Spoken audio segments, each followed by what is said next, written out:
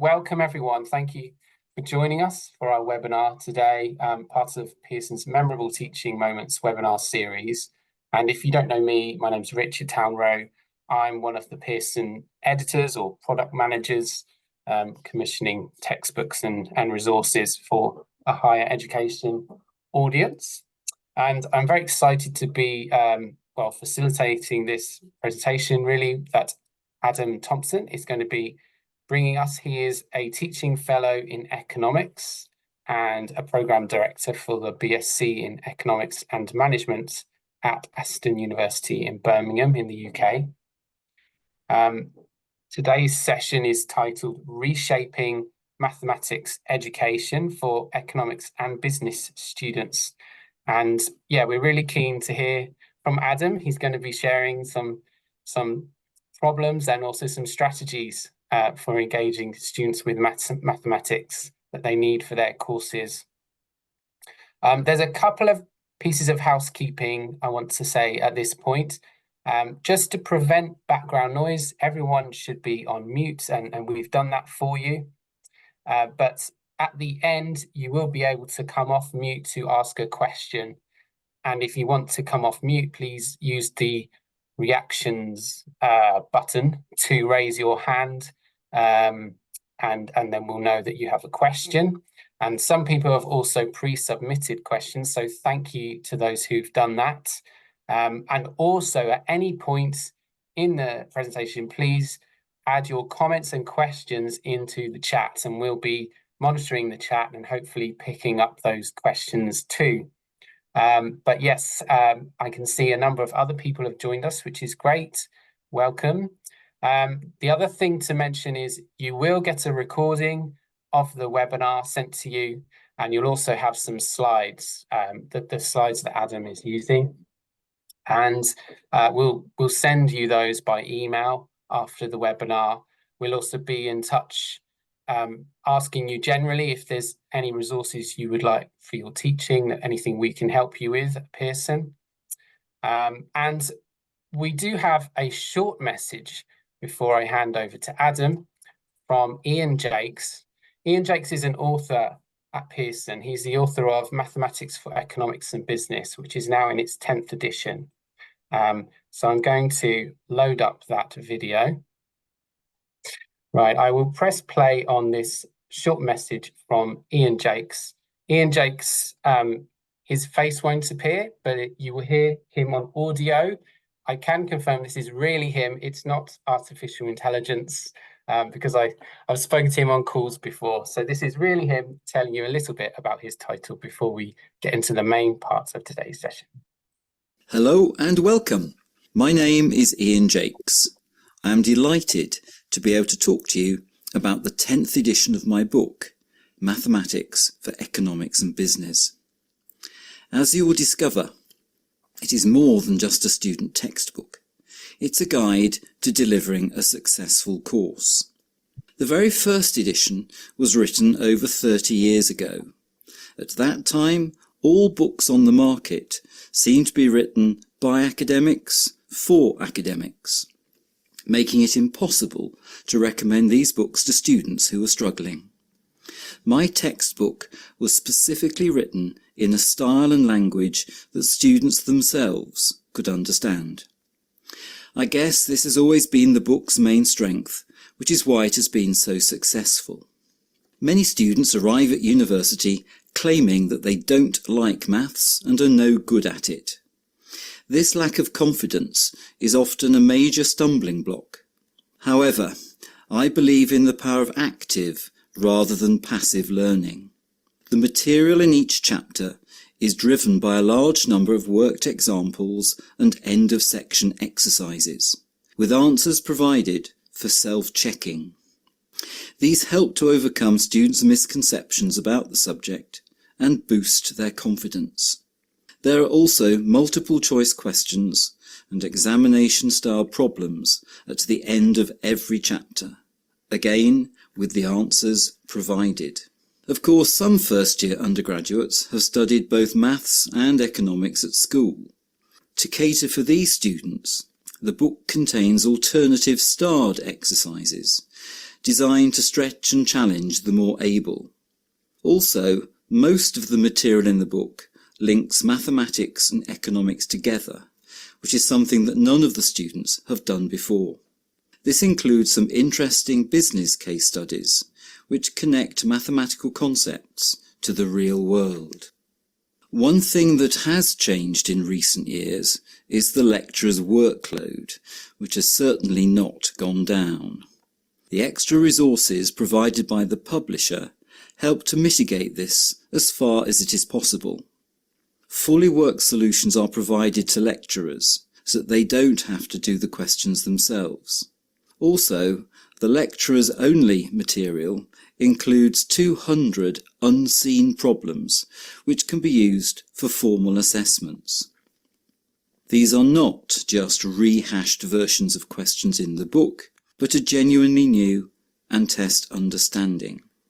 They are of varying length and level of difficulty and can easily be adjusted to suit a lecturer's own needs.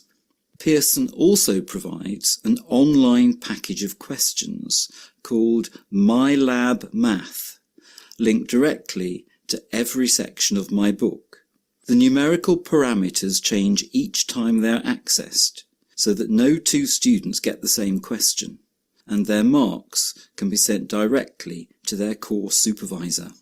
Also, the students themselves can receive instant feedback and encouragement. There is even a Help Me Solve This mode, which provides step-by-step guidance through the problems, effectively providing students with an online tutor that they can access any time of day or night. My book is a comprehensive self-study resource designed to help students make progress and to support lecturers in their task of delivering a high-quality course. Thank you for showing an interest in my book. I very much hope that you will find that it meets your needs and that you will enjoy using it. Thank you for listening to the short message from one of our authors. I'm now going to hand straight over to Adam to lead us into today's session and discussion afterwards and Q&A afterwards. Okay, yeah. First of all, thank you everyone for taking the time out of your day today to come to this webinar.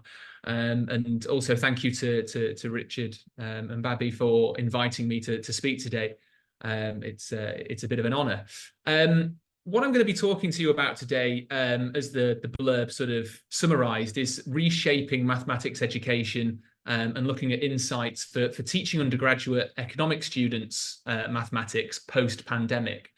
Now, the title probably sounds like it promises an awful lot and maybe does overpromise a little bit, but then I think whenever we write these titles of journal articles or of webinars, we maybe do have the tendency to over-exaggerate.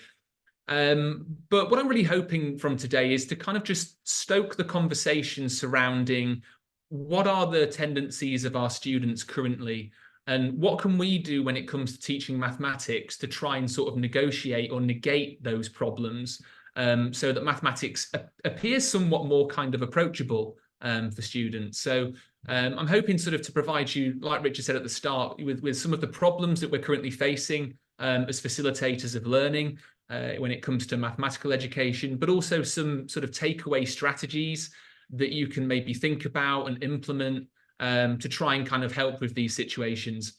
And again, as Richard said at the outset, any comments, questions as you're going, please feel free to put them in the chat, because I do kind of want this to be the kind of the beginning of the conversation. We never solve all the problems, and it's always great to hear other people's ideas as well. So please do feel free to contribute those. So yeah, so over the next sort of 30 minutes, 40 minutes, I'm just going to sort of take you on a little bit of a journey based on my experiences and of the experiences of those around me. To begin, I'll kind of just give an overview of who I am, what I do, and sort of that might give a bit of context to kind of the angle that I'm coming at this from.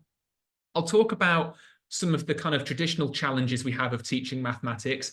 I don't want this webinar to kind of feel as though it's very specific and that it's just for people teaching economics students or teaching sort of business subjects.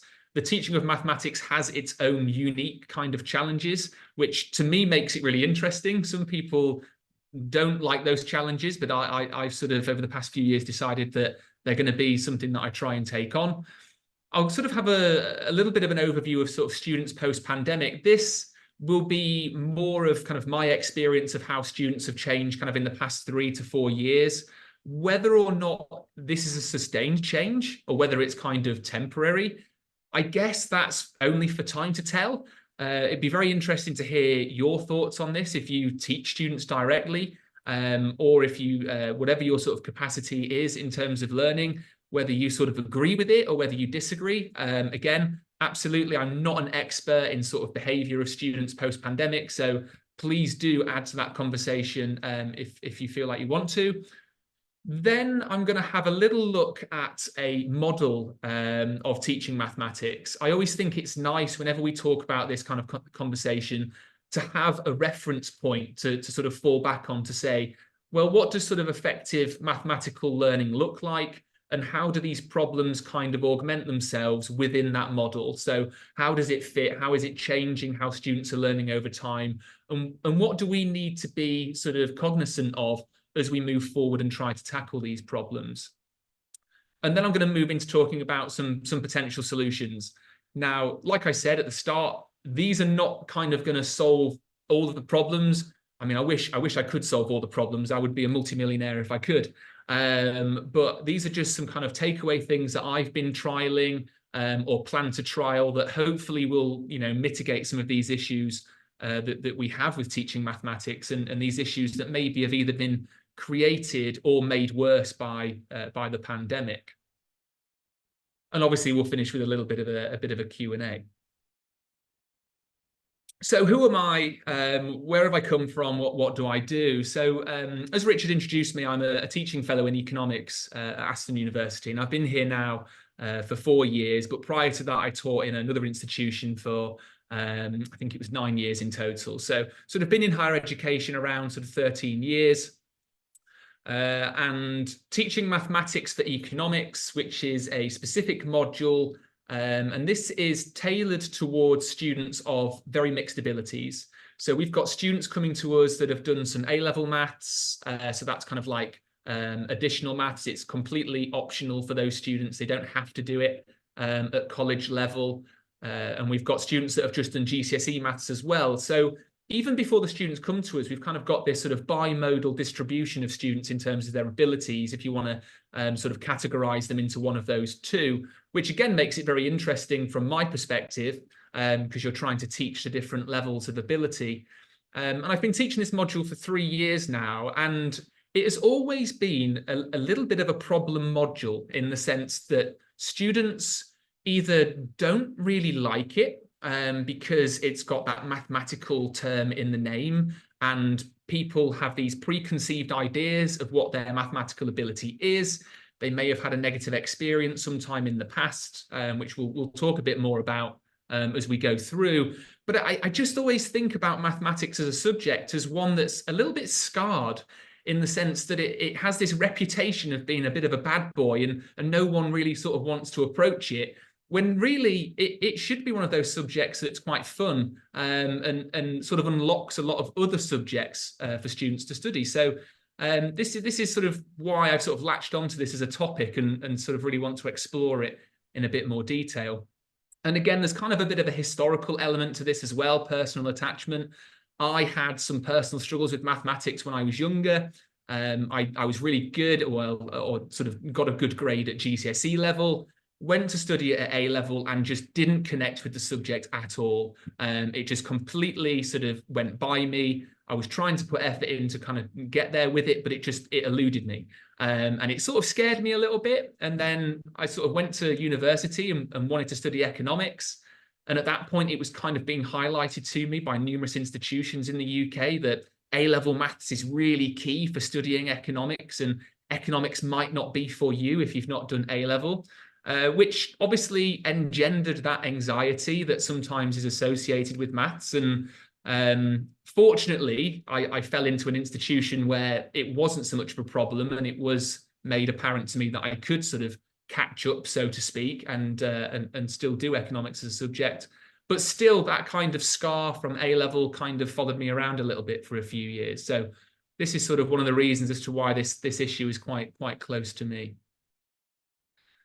Okay, so I want to sort of try and keep this as interactive as I can over the internet. So what I've got here is I've got a bit of a poll that I want to run just to get us started with, just so we're all sort of thinking about what the potential issues are with mathematics. So if you'd like to scan that QR code or go to vvox.app and enter the session ID, I just want to pose a question to you and kind of see what the general thoughts are of people. So yeah, just in one word, and you can put multiple answers in if you want. I just want you to sort of have a think about, or what do you perceive as being the biggest problem facing students today when learning mathematics? And again, if you've got multiple words, feel free to enter those as well. And hopefully we can generate a word cloud and sort of see what the common themes are. Okay, can you see that, Richard? Yeah. I've shared it. Okay, perfect. So yeah, so I mean, this is really good. So obviously the bigger the word is, the more times it's been entered. Fear being a huge one. I'm glad that's been mentioned, because that's one of the ones I'm going to talk about. Attitude, motivation. Motivation's an interesting one. And I guess we could dive a bit deeper on that in terms of sort of the motivation element. I guess that's kind of linking into, you know, students wondering why they should bother putting the time and effort into actually learning the mathematics, bits and pieces like that. Confidence, again, lack of confidence, understanding. Impatience, again, that's one that we might come on to. Anxiety, commitment. So I think, you know, there's a lot of themes in there relating to sort of anxiety and fear, motivation, impatience. The attitude of students is a really interesting one. I think it'd be great to sort of dive into that in a bit more detail, and try and sort of get a better understanding of kind of what the students' attitudes are towards mathematics. But yeah, no, that's great, fantastic, thank you. So yeah, so obviously following on from the themes of the word cloud, the first kind of challenge of teaching mathematics more generally I've got is sort of obviously the maths anxiety. And this is something that I think at some point everyone has experienced in some level.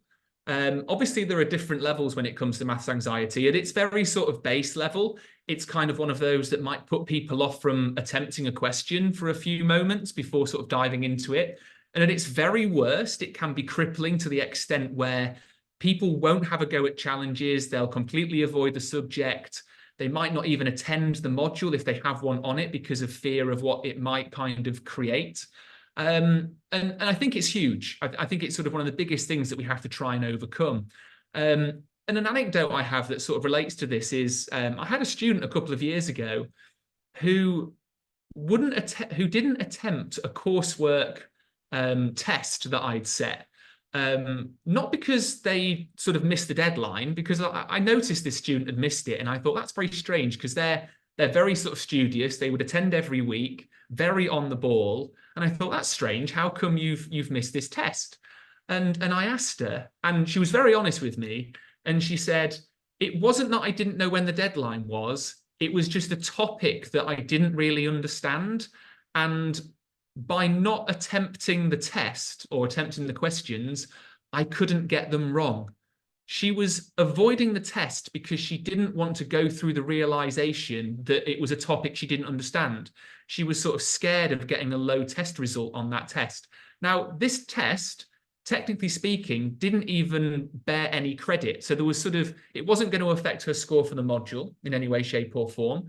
The only reason she didn't bother doing it was literally to avoid the realization that she didn't understand something. And I think this is one of the biggest problems that we face teaching mathematics, is that avoidance of this fear. Now, one of the things that I sort of thought about was, well, why is this fear so prominent in mathematics? And I think one of the things that contributes towards it is that one of the beautiful things about maths is that there's an answer. Okay, and this is what I really used to like about maths when I was younger, is that in my mind, it was easy to find out whether it was right or wrong, because if the number is the number, if the answer is the answer, you've got it right. And you can sort of understand that, and then you can move forward. But I think that's also the worst thing about maths, because with other subjects, if you're writing an essay on something or you're trying to explain something, you can be kind of right. Okay, you can kind of be in the right ballpark, but not get it correct. And you can soften the blow a little bit with that, because you're sort of like, okay, well, I was kind of right, but I wasn't 100% wrong. But if you get a maths question wrong, if the number you come up with isn't the answer, you feel like it's a 100% fail. You feel like you weren't anywhere near. Now, obviously, with some maths, you might be getting things like method marks, or you can see where you've kind of got some of it right. But I just think that the realization of an incorrect answer in maths is so much harsher. And I think that's where the fear of failing kind of feeds into this maths anxiety quite a bit more. The other thing that I think really kind of plays into this anxiety is this idea that some of us are born with an innate ability to do mathematical tasks. And again, this was something that I was told when I was younger. And it's a myth that still exists now within my family. Maths was kind of my thing when I was younger. It was a subject that I excelled in more than others. My sister, not so much. And my parents used to just play it off as, well, boys are just better at maths. It's a gender thing, you know. But boys are more mathematical in terms of their minds, whereas in females, not so much. I mean, there's no scientific evidence that I've seen that suggests that that is the case. And then what's going to happen to all of those females that are told that their gender just isn't very good at maths? They're going to hate maths, okay? If you're not good at something and you're not doing very well with it, you don't tend to enjoy it. If you don't enjoy something, you certainly don't go out there and seek to do it. So before you know it, we're putting people off doing mathematics and feeding this kind of lie. And people sort of go, well, I'm just not a very mathsy person. My mind isn't mathematical.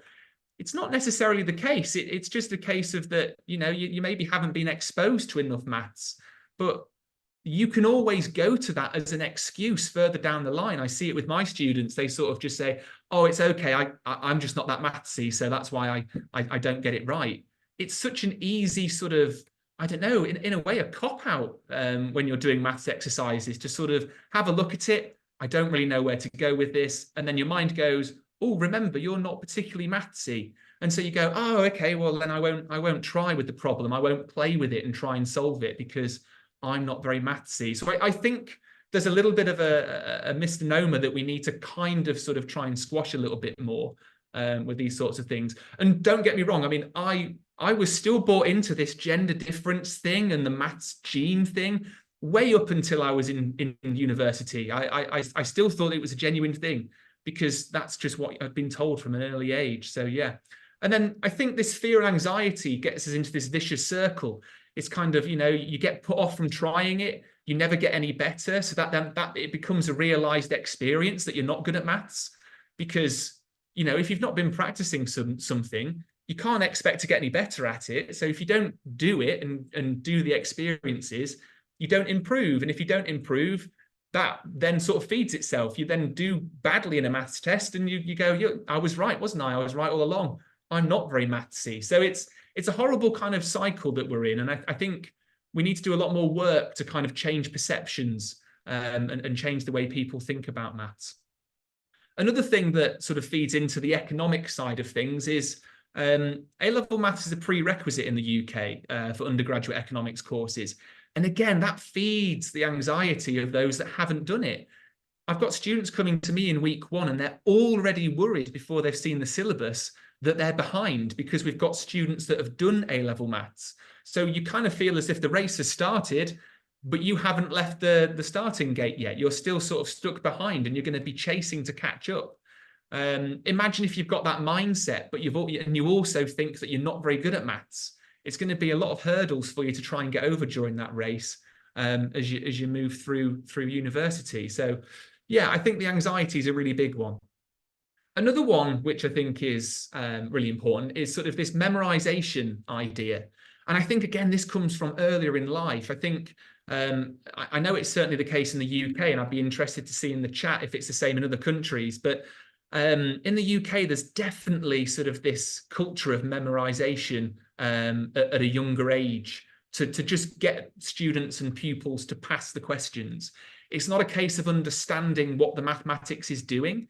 It's more of a case of, can you do this maths on repeat? So here's another problem, here's another problem, here's another problem, until we get the right answer. So we learn the process, but we don't really understand why that process is important. So I think sort of the memorization of it is certainly a big thing. And because maths is so procedural, I think that kind of forces us into this mindset, because it's kind of step A, step B, step C. It's very susceptible to us memorizing it rather than trying to understand it, which I think other subjects, because they don't have as much of a procedural nature, I don't think they're sort of as susceptible. So I think that's why this is such a big problem for mathematics. The third one is a big one, perception of relevance. So for me, a lot of the time, and this is something that I've heard in classrooms when I was a student, and I hear my students sometimes say it, why am I learning this maths? When am I going to use it? Again, this seems to be something that's very prevalent with mathematics as a subject. Students sometimes don't really understand why they're using something, and so they don't put the effort in to learn it. And absolutely, from a standpoint of a human being, I completely get that. Why would I learn something if it's not going to be useful to me? It's a very strategic way of thinking, but it's rational. It makes a lot of sense.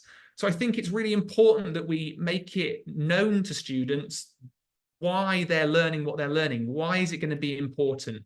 What is the context of maths? And I think in some ways, that's why I get a lot of students come to me who learn mathematics through economics, all of a sudden find that they quite like maths, whereas perhaps in A level or in GCSE, they didn't really like maths that much because they were just kind of doing calculations for calculation's sake. There wasn't kind of an end product that could be explained and context given as to why it's important. And I think, again, because they've had that experience in earlier life, they sort of just assume that maths is just this thing that you do to prove that you're of a certain intelligence, and it doesn't have a wider kind of application or context that it's useful for. So again, I think perception of relevance is a big challenge that we face. Yeah, when will I ever use this in real life? What's the relevance of all of this? And then lastly, engagement. I think we have all, well, again, let me know in the chat, engagement-wise, how have you seen engagement change over the past few years? I know personally, I am seeing what I would call an erosion of focus. I think because we have now got such competition for the students' attention, digital devices are sort of way better than they were when I was younger. I remember when smartphones were just kind of just phones and there wasn't apps, but now there are so many apps on your phone. I mean, even myself, I find myself looking at my screen time sometimes and telling myself off for spending too much time on my phone. It's something that we can all identify with, but it's a real problem because how am I going to get my students' attention in the classroom and get them to put the time into trying to solve a mathematical problem when there's way more exciting stuff going on Snapchat, on TikTok, and bits and pieces like that? So how am I going to get that attention? And we'll come to some strategies to try and help with this further down the line. So yeah, and again, they're looking for that constant stimulation. And I also think kind of this instant gratification thing feeds into it quite a lot. It's sort of, they're so used to kind of just quickly getting something that's interesting and a big payoff for very little effort. Whereas in maths, it's kind of the other way around. It's if you want to learn a new mathematical process, it takes time to do that. You've got to sort of play with the problem and understand how the mathematics works and go through examples. And the payoff to kind of learning a mathematical procedure it's somewhere down the line. I mean, best case scenario, it might be sort of 10 minutes. But, you know, worst case scenario, some mathematical concepts take hours of sort of playing with them to get used to them and to understand how they work, and then to successfully solve the problem, which is when you get that sort of light bulb moment. But I'm not convinced that today's students, that there's that many of them that are prepared to put the time and effort in to get to that light bulb moment. So it's how do we convince them to spend the time on that and to get to that moment? How do we get them there before they sort of pull their phones out? I think that's a real big one. So I think those are sort of the problems that we face in terms of mathematics.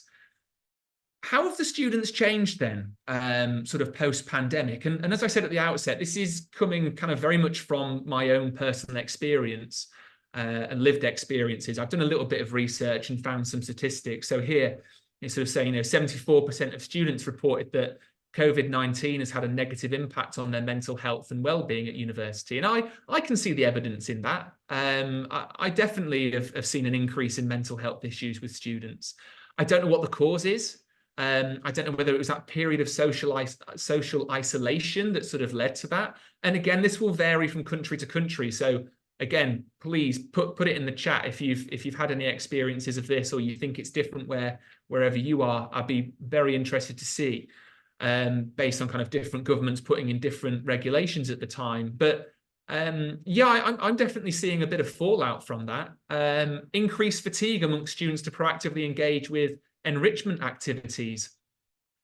One of the big things that I think I'm sort of seeing is a drop in attendance in some of my on-campus sessions. And traditionally, I've always seen a drop in attendance. It starts off quite full at the start of term, and as they sort of move through, they sort of get fatigued and they start missing 1 or 2 sessions.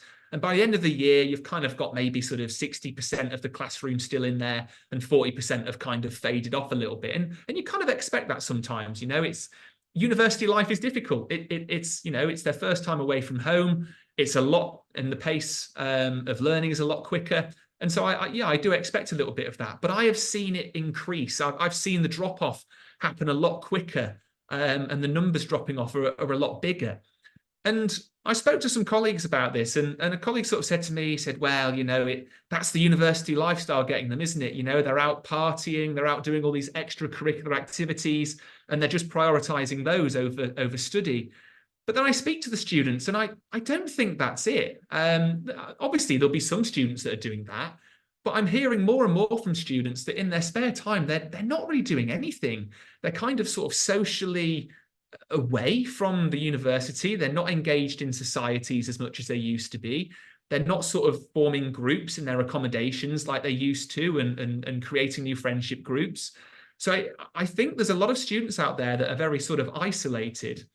And we've got sort of this increased social disconnectedness. So sort of 2/3 of students said that they've often felt isolated or lonely since the pandemic. And that they're struggling to forge new social connections. Again, these problems have always existed for students, I think, going to university, because you move away from your friendship groups and then you have to try and create new ones. But I think the pandemic has really kind of exaggerated these problems. And I think that we've now got a student population that is a little bit lonelier and does have more complex mental health problems than we've ever seen before. And these obviously feed into those problems that we've just outlined that mathematics faces. And so I think it's really important that we sort of try and consider these. And again, the lower attendance, as I said before, I think this is a symptom of what we've just been discussing. So that's a good point, actually. I did want to highlight that as well. And obviously, the lower attendance, we can see it as a symptom of the mental health issues that our students are obviously struggling with. But I also think that there are, especially in the UK, there is a growing proportion of the student population that are now sort of working and looking for a more flexible sort of option when it comes to higher education. So a lot of my students sort of have approached me, and it's not something I've heard of before, but it's certainly become more prevalent recently, is they're looking for a bit more flexibility in attendance so that they can work part-time to fund the university journey. So some of that lower attendance could be from other issues as well. I just wanted to highlight that also. Okay, so how does this all fit in then in terms of sort of teaching mathematics?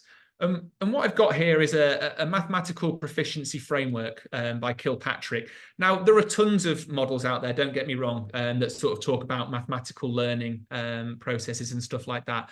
I've just picked on this one because it resonated with me somewhat, and it's kind of how I approach mathematical education. But obviously, it's just to say that there are others out there. And there's sort of these 5 strands, and the reason I kind of like this model is that it's sort of saying that all of these weave together to kind of sort of give you what is effective learning when it comes to mathematics. So conceptual understanding, which is kind of in my head, it's understanding how to use the mathematics. So it's like understanding how to use a specific tool, whereas in procedural fluency is kind of then learning when to use the tool. So it's kind of like conceptual understanding is learning the mathematical concept, And then procedural fluency is then learning when you should be using that concept to solve certain problems, which I think is the bit that students are maybe missing out on because they're going through this memorization process. You've then got the strategic competence, which is this ability of sort of formulating the mathematical problem. How do you represent the problem? And then how do you move forward to solve it? The adaptive reasoning, which is sort of linking to this idea of thinking logically about how these different concepts connect with each other. So with mathematics, quite often you might need to use more than one concept. How are these sort of fitting with each other mentally? How do you sort of visualize all of those and how do they link together? And then I think the one that sort of feeds into what we're discussing today a bit more is this productive disposition. I don't like the term productive disposition. In fact, sort of all of the terms here for me, they sort of say something, but I don't quite understand what they say. I had to sort of go and find out myself what they all meant. But the productive disposition thing for me is huge. And although this model sort of says that all of these should come together, for me, the productive disposition is probably kind of a bit of a precursor, because this is relating to the motivation part of things. Why should I buy into what you're selling? Why should I go ahead and learn this mathematics? Why is it important? And I think if you don't nail that motivation point, you don't get any buy-in. And the rest of it kind of, in my opinion, becomes a little bit pointless. Because if you haven't got the engagement and you haven't got the buy-in, I don't think you're going to get any success with the rest of it. So for me, that's kind of where the anxiety and the perception of relevance comes in, is this idea of having a productive disposition about maths. It's a worthwhile activity. I can do it, and I'm willing to put some effort in to become proficient in learning some mathematics. So yeah, I just kind of wanted to position that a little bit. So in terms of the issues that we've outlined then, I kind of wanted to link these to some concepts so we can then talk about some strategies. And I've kind of split the issues into anxiety, loneliness and social disconnectedness, and then engagement. So sort of putting those, all of those other bits and pieces into one term of engagement. And I wanted to link these to sort of two concepts. The first one being psychological safety. Now, psychological safety is a term that I've come across in sort of numerous strands of literature before. But to me, it kind of encompassed everything that you would want to generate within a classroom to create a space that is really good for learning. So it's kind of this idea that people feel safe to express their ideas and concerns, to raise questions and make mistakes without the fear of being judged or having any kind of like negative consequences. And this is a big thing for me, because the one thing I kind of noticed as time has gone on in my career in higher education is that students seem less and less inclined to put their hand up and ask questions or to answer questions that I pose to them. And I think a lot of this comes out of the fear of being ridiculed. First of all, they don't want to get things wrong. Say you've got a problem with maths anxiety, you know, you're anxious that you're maybe not that good. You're not going to put your hand up in the first place. Imagine if you get the courage to do that, you get something wrong, and then you hear someone laughing or sniggering over your shoulder. You're never putting your hand up ever again. So this idea of psychological safety is about creating a space where students feel safe to offer answers and to ask questions, and all of the good stuff that really feeds into learning. Then we've got this perception of relevance, which again, I think then comes down to the motivational element of why should I bother learning the mathematics? Okay, so those are the two sort of concepts that I want to kind of draw on. And I think the anxiety issue and the loneliness and social disconnectedness feeds into this idea of psychological safety and developing that environment. Don't get me wrong, I don't think that we are alone in trying to solve the problem of the students having worsening mental health. That's definitely an issue that the whole of society really should be addressing. It's not just for your classroom, but I'm sort of focusing on kind of things that we can do in the classroom to try and help these problems and find solutions. So yeah, I'm feeding that into kind of creating a safe space where students feel that they can attend and they can ask questions and learn in an effective way. And then an engagement, again, getting them into the classroom. If it's not a safe space that they feel they can come and ask questions in, they're not going to turn up. And then we've got the perception of relevance, again, which I think is an engagement thing, making sure that they understand kind of why they're there, what the purpose of it is. So how can we improve psychological safety for students? So some of the things that I've been doing, the first strategy that I sort of want to share with you is something called peer-assisted learning. I don't know if anyone has come across this before, but it's something that we implemented about sort of 2 years ago. And to be honest, the first reason that we implemented it is because I was having a lot of students having questions and problems and not being able to solve the questions that I give to them. Yet I wasn't seeing a lot of students turn up to my office hours. Now, I like to put myself out there as maybe being someone that's quite approachable, but the students just didn't want to come to me with their problems. And so I was kind of thinking, well, who are they going to go to? If they can't come to me, and they're just sat at home and they're still struggling, how do we get the support to the students and help them? And so we set up this peer-assisted learning, which is basically taking students off the year above. So my module's a first-year undergraduate module. So we recruit some second-year students who apply for this role, and they go through like a job interview process. And they then run sessions on a weekly basis that's a drop-in session for our students to attend and ask any questions. Now, obviously, what this does is it removes some of the formality of kind of like a lecturer-student kind of interaction. Even if I make myself as approachable as I possibly can, there's still going to be an element of distance due to the fact that I am the lecturer and I'm going to be grading their work and they are the student. And some students, no matter how approachable you make yourself, they're still going to feel a little bit of judgment coming when they come to you with problems. And this was what we tried to remove with these student-led feedback sessions. So these students, they run the sessions. They are topic-oriented. So the sessions are ran based on the topics that I'm delivering during that week. So it's an additional session they can go to and get some additional help with the questions that I've set them. The students that are running the sessions, they're fully aware of all the material that I'm delivering. And it just gives this sort of informal environment for the students to kind of learn and get some structured help, but without the feeling of being judged. So again, not necessarily creating a safe space within the classroom where I'm teaching, but offering or creating a space on my course where students feel they can go if they want some support from other students. And it makes loads of sense, because just think, these students that are running the sessions, they did my course last year. So they're well aware of all of the troubles and the potential problem areas that these students are going to be facing. And it's mutually beneficial. Both groups of students get something from it. The second year students are getting experience in mentoring students and teaching mathematics, and the students are getting this sort of judgment-free area. So yes, that's one thing that I've been introducing.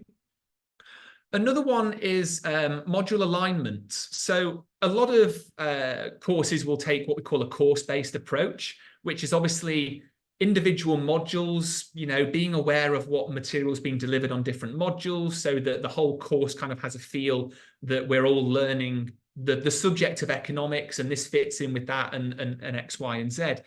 But we've tried to take it a step further. So I'm lucky in the sense that I share my office with the module leader of the first year microeconomics module. So for non-economists, microeconomics is just kind of like a theoretical economics module, whereas obviously I'm teaching the mathematics.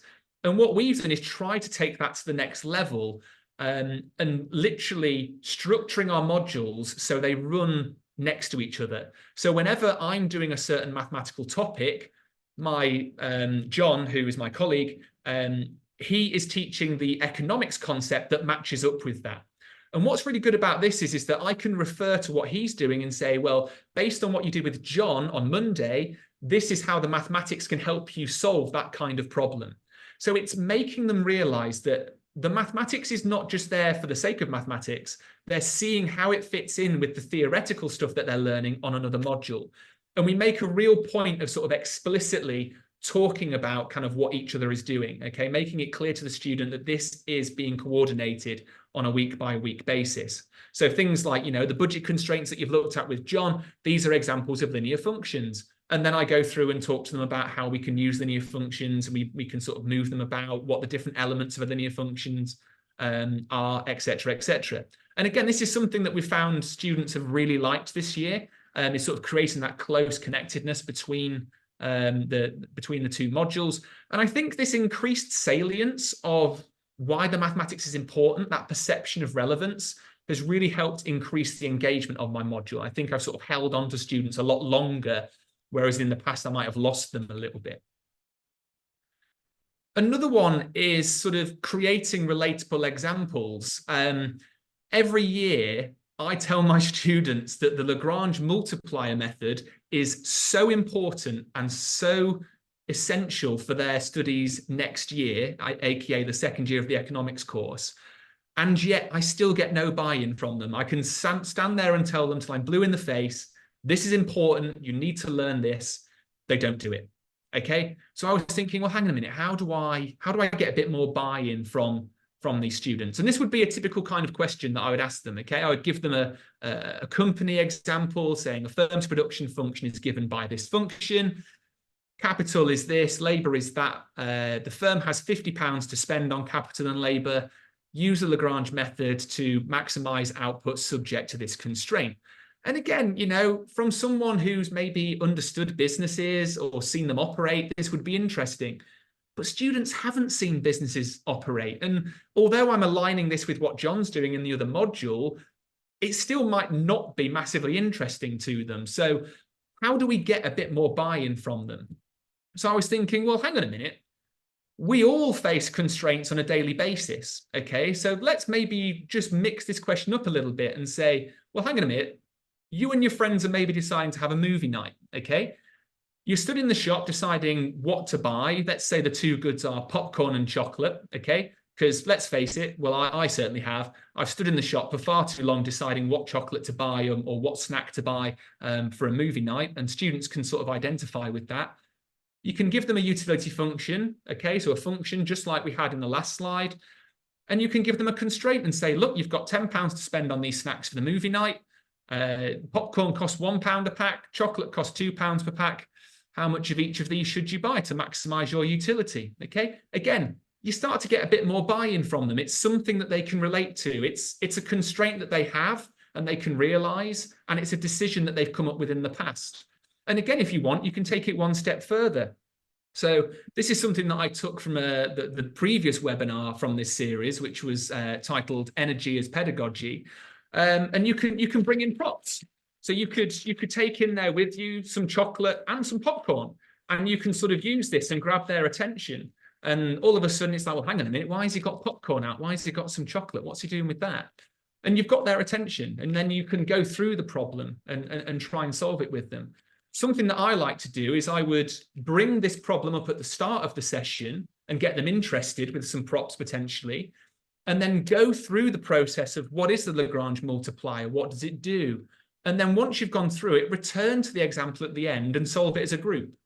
And then they've got something to kind of anchor towards, haven't they? You know, when they see Lagrangian in the second year and they go, well, what was that? Oh, that was the popcorn and chocolate lecture, wasn't it? Sort of thing. It's something for them to latch onto and to remember.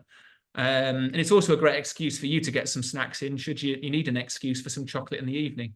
Otherwise, you can always give it out to the students as prizes if you want as well. So yeah, I think that's another good strategy that you can utilize. Now, the last thing that I have done and implemented over the past few years is a bit of continuous assessment.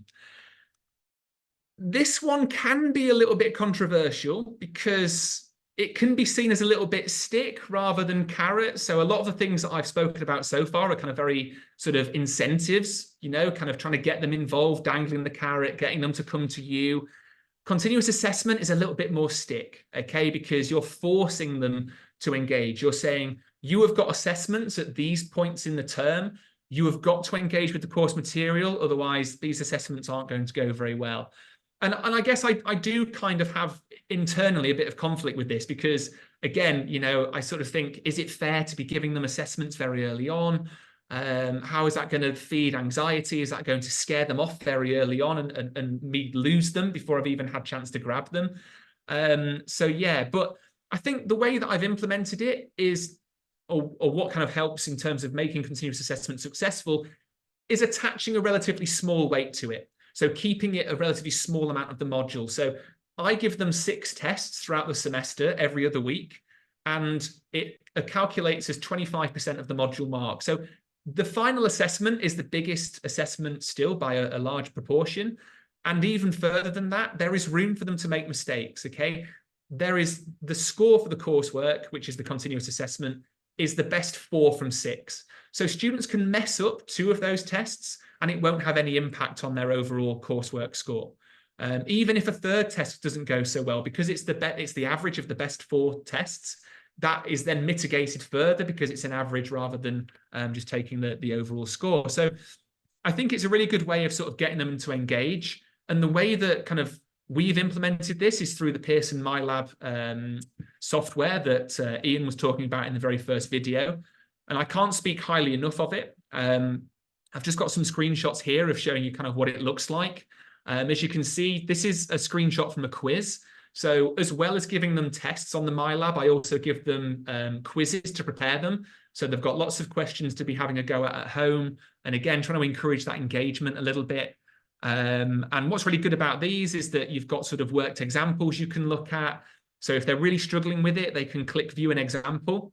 They can then go through that example and then go back to the question they had and try and work through it. And if they're still struggling, there's then a help option which helps them through that specific question. So the example is sort of a different question, but the same topic or same concept. The help bit is the specific question they're looking at. And it doesn't just give them all of the answers. It's very kind of helping them through the steps. It's kind of like, answer this part of the question, and then we move on to the next bit. So it's really helping them with understanding the concept. It's kind of like, this is the step A, this is step B, and they work through it. And the great thing about this is that once they've done that, should they want to have a go at a fresh question, every time they open the quiz, the questions are completely different. So the concepts stay the same, but the numbers change so they can then get the reps in and get that practice, which I think is really good. And I use the tests are the exact same format. It's just that they can't have the help options with them. So we're testing their knowledge. So, okay, just to kind of summarize then and sort of wrap it up. The strategies that I've sort of gone through and explained, the PAL scheme, I think that's kind of helping feed into the psychological safety element and trying to create a safe space for them to maybe go and get their questions answered. By all means, it doesn't solve the psychological safety thing completely, but I think it's a nice step and a nice way to sort of encourage that community feel on a module. We've also got the module alignment. Okay, so making them understand that this is why the maths you're doing is important, how that fits in terms of understanding the mathematical concepts that we're teaching them. Some relatable examples, the popcorn, the chocolate example. Again, just making the maths seem relevant to what they do on a day-to-day basis. Obviously, you can't do it all of the time, okay? It's not going to work with every single concept that you have, but just have a look at kind of what you're teaching and see where it fits, like utilize what you can where you can. And you know, even a marginal gain is better than no gain at all. And then lastly, we've got that continuous assessment, which I think is helping with the engagement and getting the students to really sort of chime with your module. So I think to finish, I just wanted to leave this sort of quote here before we go into the Q&A, because when I was doing some research recently on this topic, I came across this, and it's just something that I've never really considered before. And it was something that I sort of was a deep held belief of mine probably until after I'd finished university and started teaching maths. And it's how I sort of used to view maths myself. It's this idea that students who view their mathematical ability as fixed and test questions as measuring their ability rather than providing opportunities to learn are likely to avoid challenging problems. And I think it just goes back to that idea of just changing the perception around mathematics, that you're not born with an innate ability to do maths. It's just like anything else. Anyone can learn it. It's just a case of putting the time and effort in to get there. And that's basically it. Thank you very much, Richard. Thank you, Adam. And I will raise a question or two. We do, but before I do, we have got a question. Someone with their hand up, which is Professor Leslie Christensen. Sorry about how I pronounce that name. If you would like to come off mute and give us your question or add your comment, that'd be great. Can you hear me? We Yes, can. Yes, okay. I just have one question. I can just tell you I have been using your book for many years, but I have a question about your PowerPoint slides. Do you think you could upgrade your PowerPoint slides to each chapter? That's a really great bit of feedback. I'll have to dig into the latest feedback that we had about the book and see if others would agree with you there. But that's helpful. Thank you. Okay. Is that to add in more steps of kind of key points from the book? And we can Yes, take that offline. we can take that in front. Yes, okay. Thank you. Thank you so much. We had a question that was pre-submitted. Shall we turn to that one next as well, Adam? Yeah, why not? Yeah. Babby, I'm just trying to remember the question. It was about how AI would affect mathematics, teaching of mathematics, I believe. Yeah, I think it's a question on everyone's lips, isn't it? With AI, it's sort of the go-to thing at the moment, and it should be, because it's a big technological advancement, isn't it? I think in terms of sort of teaching of mathematics, I think with all technological developments, it's a case of trying to find out how best to utilize it within sort of your current practices.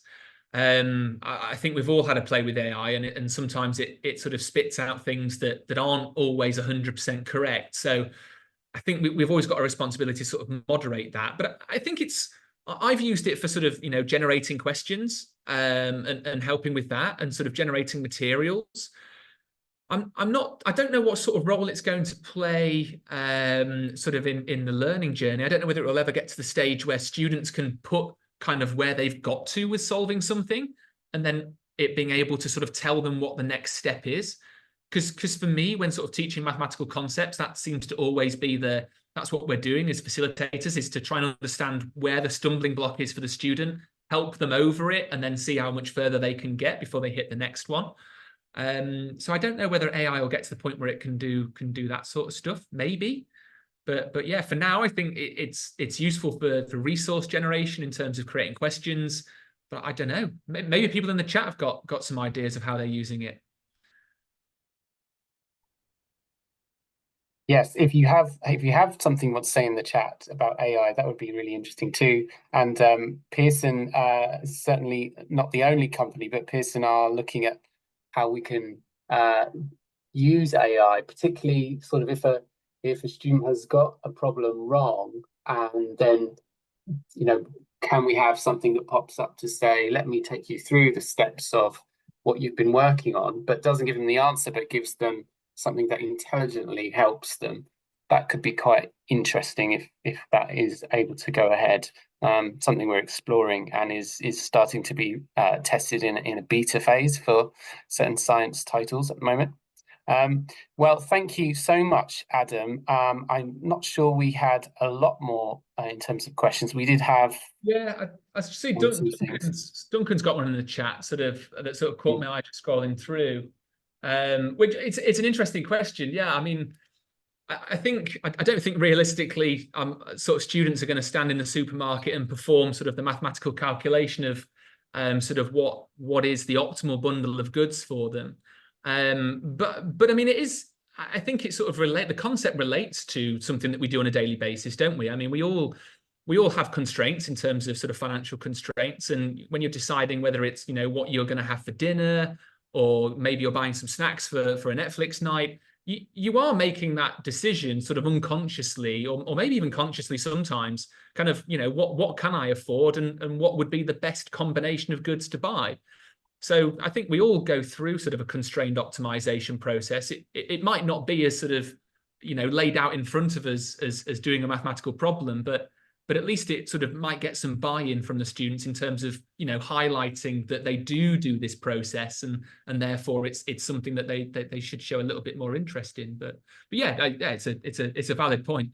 I think some economists definitely do the mathematics in their head on the spot.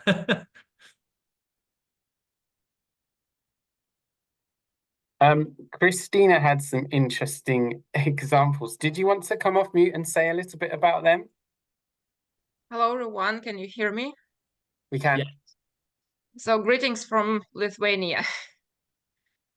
Okay, I teach mathematics for economics, business, and finance program students for 20 years already, and happy to hear that I have the same struggles. I'm not the only one having the same struggles with students, and I kind of invented the same techniques many years ago. It's nice to see that all kind of lecturers come to the same ideas. Of course, my formal pedagogical education helps a lot because I am a certified teacher. And what I do a lot, and what kind of comments were in the chat, that if I come up with the idea, how can I use some supplies in my lecture room to show certain mathematical concepts, I do. So just a couple examples that I posted is about stability of differential equation, for example, with hanging scarf, which is stable equilibrium, and knocking off the standing marker from the table, which is unstable equilibrium point. So that's one. I usually invite students to do that stuff. They really like this and say that now they see how mathematics work in reality. And there is a relationship between boring mathematical concepts and actually real life. Another one was apple. So students were really surprised when they saw a huge apple and huge, even bigger knife and the napkin on my table. So I was cutting apple horizontally and putting on the napkin, which left kind of stamps on the napkin, and those stamps actually presented level curves. That's great. Yeah, those are great examples. So I use many more, but it's not my seminar, so I don't want to grab all your time. No, yeah, well, it's always great to hear other people's examples and things. I think what's great about those is that they're sort of things that you've got to hand. They're relatively cheap solutions, aren't they, to demonstrate in those things, which is really good. Yeah, and these solutions actually work these days even more than 20 years ago, because now students lose focus much faster than previously, though. So actually they like this switch of activities when we solve, when we do. So hands-on activities are really working these days. Yeah. So really echoing Adam's point there. Thank you so much, Christina. That was really, really interesting. Thank you. I think we'll wrap up there, if that's okay. Hopefully no one has any burning questions that they had been holding back. But we will send everyone who registered for this event follow-up emails linking you to the recording and the slides of today's webinar, and letting you know how to contact Pearson to discuss any resources, or maybe the MyLab math resource that Adam uses that accompanies the Ian Jacques book. I thought that was a really valuable discussion. If you have any feedback on this event, we would love to hear that. So please, respond to our follow-up emails or get in touch with one of us and let us know. But thank you. I want to say a big thank you to everyone for joining and participating. A special thanks to Babby, who is my colleague at Pearson, who's been doing the hard work in the background, and a big thanks to Adam for sharing and leading the presentation today. It's really been appreciated, Adam. Thank you. No worries. Thank you. So thank you to everyone for attending. Have a lovely afternoon and rest of the day. Thanks, everyone. Thanks for all the comments. Thank you.